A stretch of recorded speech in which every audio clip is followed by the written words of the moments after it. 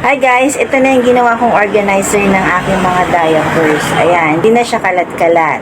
Meron siyang mga sizes na large, XL, small, medium, para hindi nahihirapan maghanap ang nag-unboxing tayo guys. Ito ay lagayan ng sapatos, pero gagawin kong lagayan ng aking panindang diaper. Ang diaper ko kalat-kalat.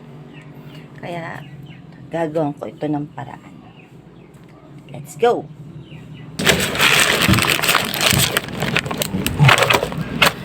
Kailangan pa natin siyang buuin.